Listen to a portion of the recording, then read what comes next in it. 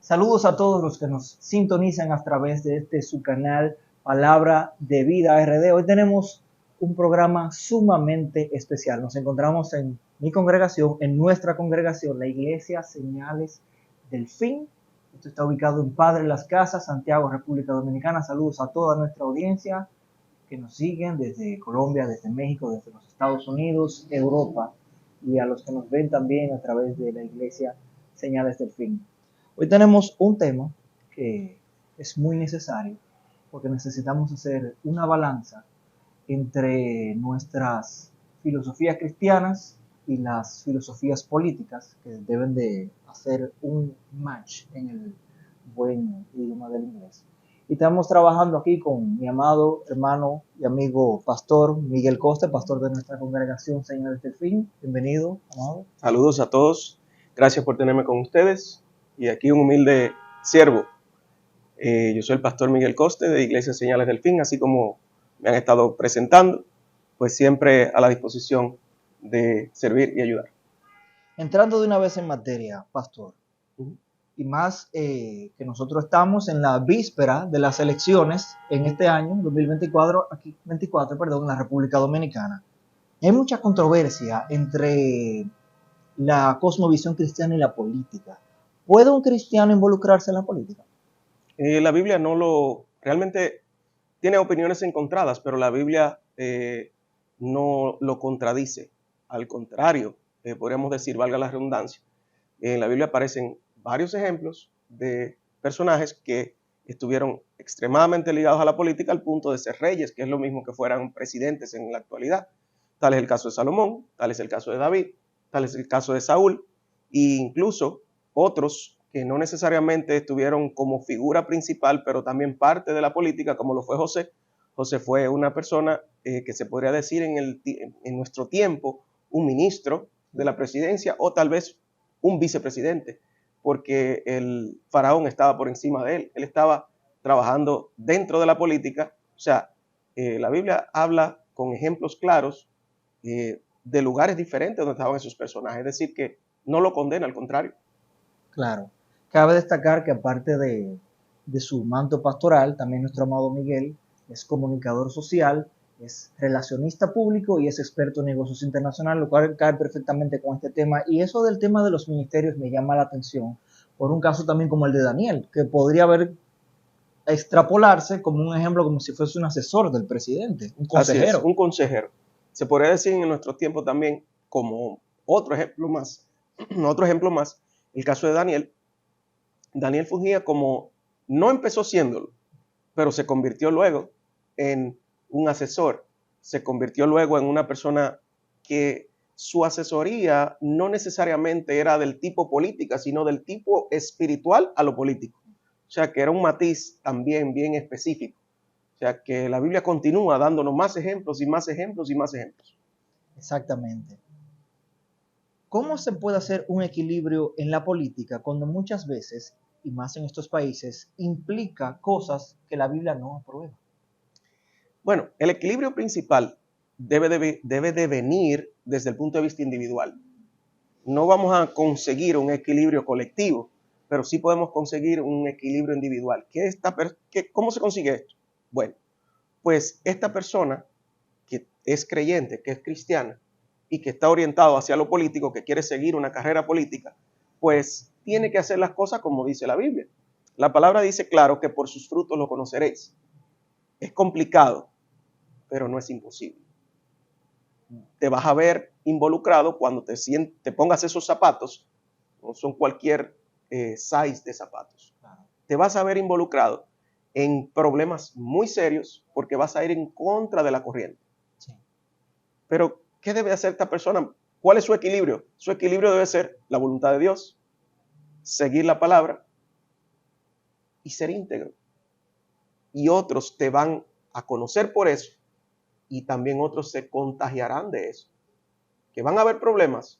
Bueno, la palabra dice que en el mundo, y eso es parte del mundo, la política es parte del mundo, tendréis aflicciones, pero no teman, yo he vencido el mundo, dice Cristo. Amén, así mismo es. Y precisamente porque, por ejemplo, aquí en la congregación, usted lidera distintos ministerios, pero por supuesto todo con una cosmovisión cristiana. Pero cuando Así tocas, es. por ejemplo, en un ámbito político, en una casa presidencial, tiene que liderar muchos ministerios que, por ejemplo, quizá, por ejemplo, el de cultura, que probablemente desarrollen proyectos que no tengan nada que ver con la fe o probablemente la contradigan.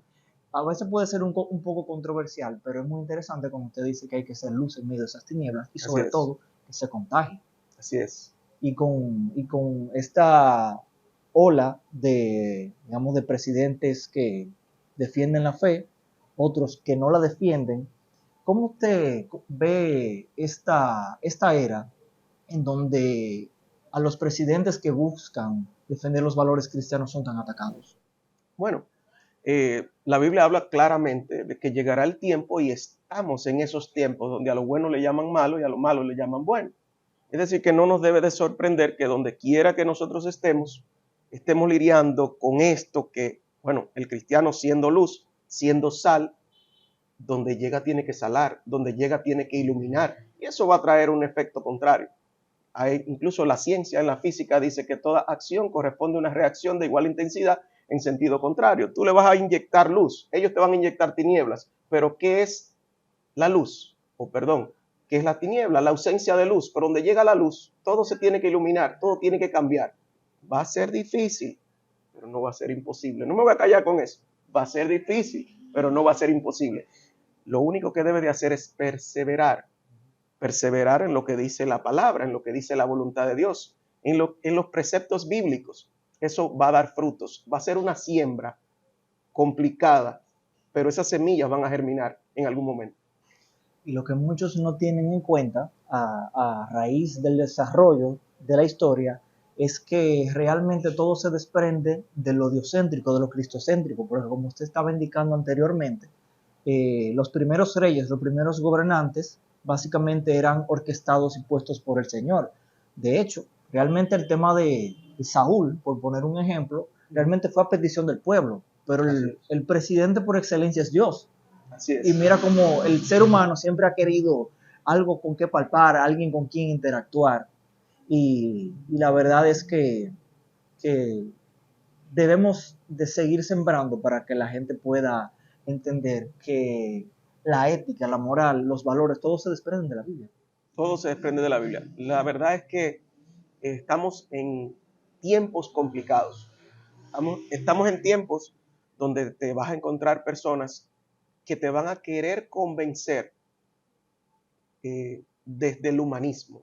Sí. En aquel tiempo, como mencionas, en los tiempos de la Biblia, vivíamos en una sociedad teocentrista, donde el centro era Dios, pero ahora estamos en una sociedad antropocentrista, donde el centro es el ser humano, donde yo me quiero sentir por encima, donde la supremacía humana, pues, quiere contagiar a los demás, que el que es intelectual es aquel que no cree en Dios, es aquel que hace las cosas diferentes, es aquel que se va hacia lo científico, como si la ciencia, que dentro de la ciencia está la política, como si la ciencia fuera totalmente aparte a lo que es Dios. Nada más divorciado de la realidad. Dios es ciencia, Dios es sabiduría. Sin Él no podemos avanzar. Y bajo esos preceptos, si nosotros caminamos bajo la sabiduría, vuelvo y digo, de Dios, pues entonces las cosas van a tener que salir diferentes. Dice la palabra claramente, mis pensamientos son más altos que los tuyos.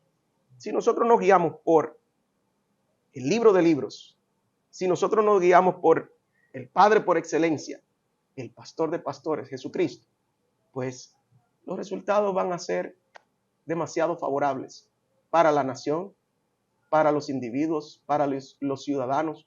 ¿Y esto por qué? Porque el cristianismo se presenta como algo que es colectivo, no individual. Cuando tú vienes a creer en Dios, cuando tú vienes a hacer las cosas como Dios manda, tú no tienes el pensamiento de lo que te puede lucrar a ti individualmente. Tú tienes el pensamiento de aquello que beneficia a la colectividad. Y por eso es que cuando dice la Biblia en Proverbios 29, cuando el justo gobierna, o cuando los justos gobiernan, porque no es uno solo que puede hacerlo, es un conjunto de justos que se necesita para que los gobiernos sean efectivos, eficientes. Cuando los justos gobiernan, el pueblo se alegra. Claro. No, y ese pensamiento colectivo es muy, muy controversial porque inclusive se decía históricamente que el dictador Adolfo Hitler detestaba el pueblo judío porque venía el comunismo de ahí, ese pensamiento colectivo. Por supuesto, el comunismo que inició desde la iglesia primitiva, no el comunismo que tenemos políticamente hoy en día. Claro. El tema de la sabiduría es muy interesante porque lo podemos encontrar con Salomón, que le pidió sabiduría al Señor, y venían otros gobernantes, otros presidentes, por decirlo de alguna forma, a la nación donde él estaba, a maravillarse de la sabiduría que el Señor le había entregado, claro. Pero también con el tema de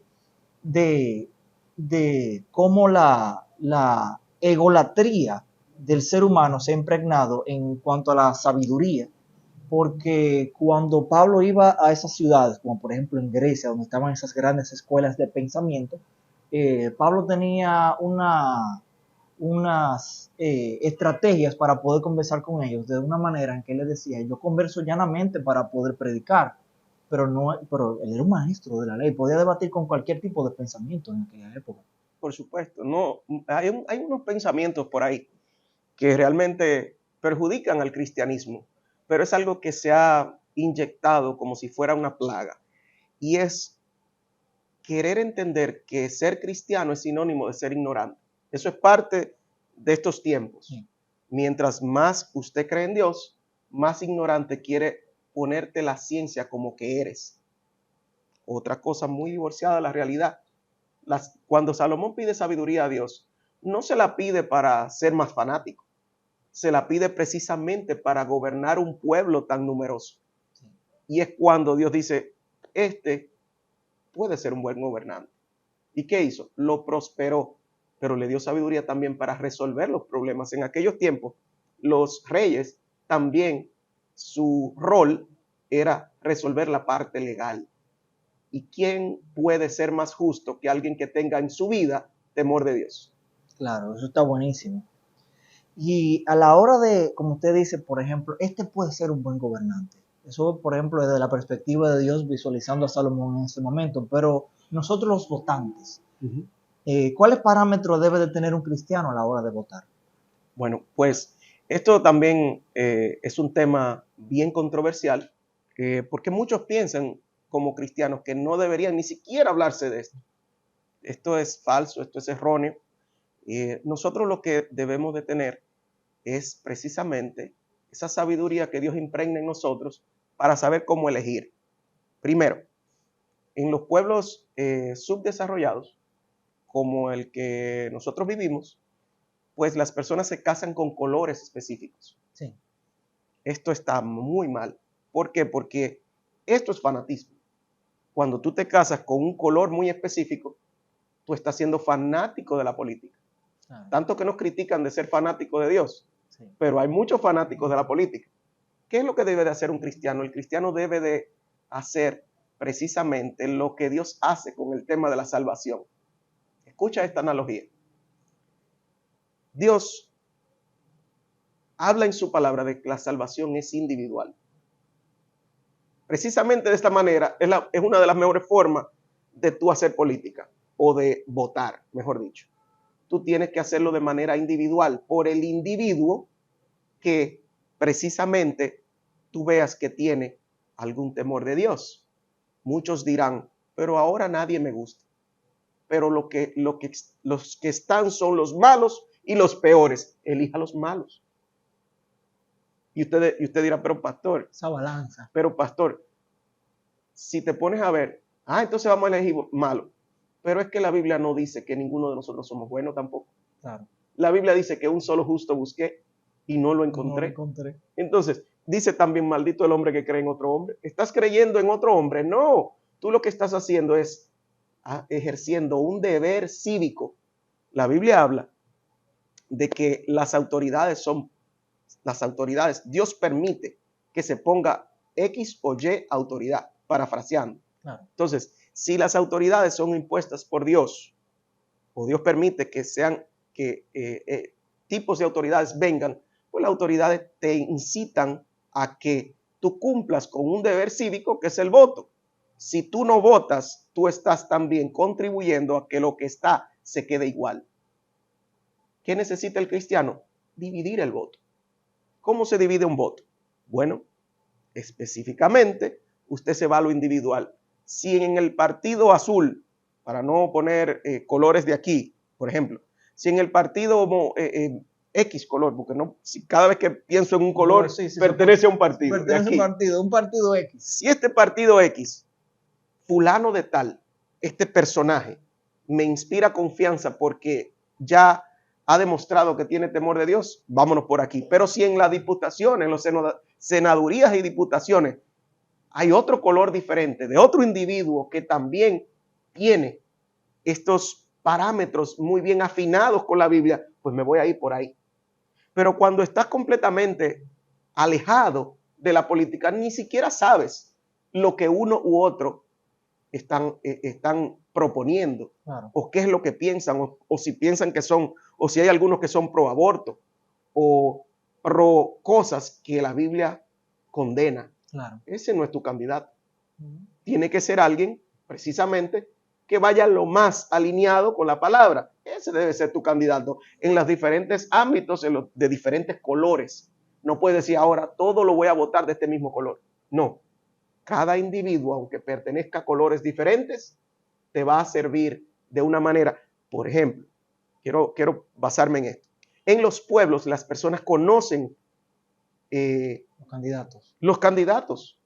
La gente los conoce y dice, fulano era hijo de esta señora que era de mi pueblo, de tal lugar. Es como un voto muy familiar. Es un voto más familiar. Entonces tú conoces esa persona, de dónde salió y qué valores tiene, aunque esa persona no lo esté demostrando tampoco en el momento. Pero usted sabe que nació, mira, ese fulano nació de una familia cristiana y eso está metido en su corazón, aunque él todavía no esté hablando de cristianismo. Claro. O que no esté hablando de la Biblia, o que no esté hablando de temor de Dios. Incluso existen personas seculares que tienen temor de Dios. Sí. Y ese debe de ser el mejor candidato. Y eso, por ejemplo, desde el punto de vista del votante.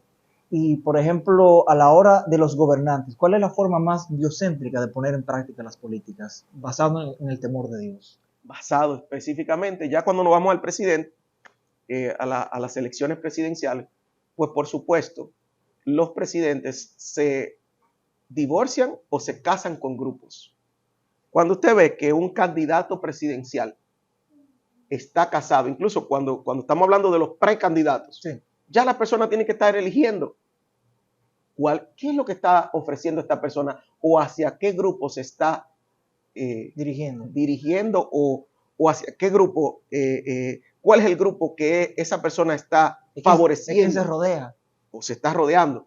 ¿Será que se está rodeando de los grupos proabortivos? ¿Será que se está rodeando de los grupos corruptos? Los grupos corruptos. ¿Será que se está rodeando de los grupos de los narcotraficantes? ¿O está buscando otros grupos diferentes? No quiere decir que va a aparecer la perfección, pero usted tiene que ir utilizando la técnica de la balanza. Sí. ¿Cuál es la técnica de la balanza? ¿Qué pesa más en esta persona? ¿Pesa más los valores? Entonces la balanza se inclina para este lado. ¿Es una persona ficticia o es una persona poco preparada? La balanza hace así.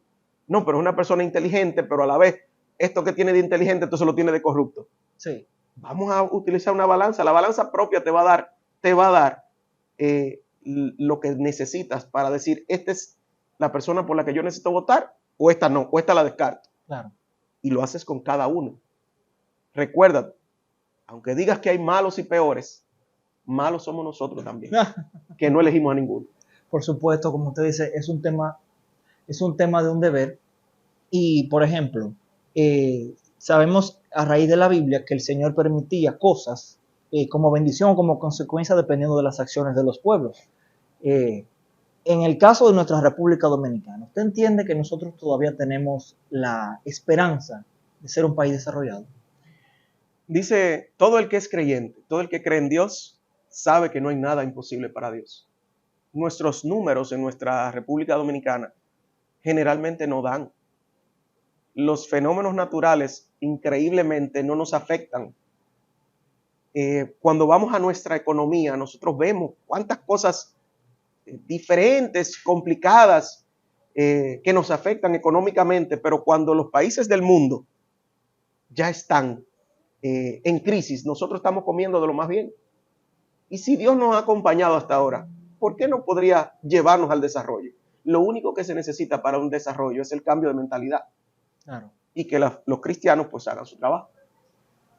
Y pongamos el siguiente escenario, donde Dios permitiera que un hombre como usted, con las cualidades de su carrera, de comunicación, de negocios internacionales, de relacionista público, Dios decidiera, por el temor que usted le tiene a él, ponerlo en la silla presidencial. ¿Cómo usted haría esa balanza entre manejo el pueblo, pero tengo responsabilidades pastorales?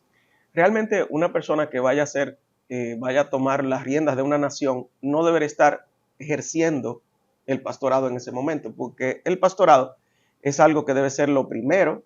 El primer llamado es el de Dios. Ahora, si no se va a descuidar una iglesia y si hay más pastores, por ejemplo, y esa obra no va a cerrar o no se va a comprometer por una persona a ser presidente, porque la Biblia habla de que los dones son irrevocables. Si yo tengo el don, si Dios me puso en el corazón ser pastor, eso va a estar ahí todo el tiempo. Ahora, no puedo descuidar el ministerio de Dios para dedicarme a la política en el caso del pastor. Pero si hay una manera de que un pastor, su obra, pueda hacer una pausa y que esa obra no vaya a ser comprometida, pues no hay ¿qué puede impedirlo? Claro. Bueno. Nunca descuidando lo de Dios. Nunca descuidando lo de Dios. Lo de Dios para algo del mundo, algo secular. Pero sí nosotros somos llamados los cristianos a estar ocupando posiciones políticas, porque si no, ¿cómo va a cambiar la política? ¿Cómo va a parar la corrupción? ¿Cómo va a parar el pecado? Si los mismos cristianos no se quieren involucrar en eso. Claro. ¿Sabes? Esa es una frase que se nos impregna. No descuidar los de Dios por los temas políticos, pero sí es necesario cristianos en la política. Amado hermano pastor, le agradezco por su tiempo, le agradezco por todas estas palabras compartidas para nosotros, que sé que van a ser de edificación para toda nuestra audiencia. Lo bendecimos y que siga corriendo la obra y vamos a seguir desarrollando temas en el nombre de Jesús. Bendecimos a todos nuestros televidentes y esta fue una entrega más de palabra de vida. Dios les bendiga. Muchas gracias por tenerme. Siempre estaré a su disposición. Dios los bendiga más.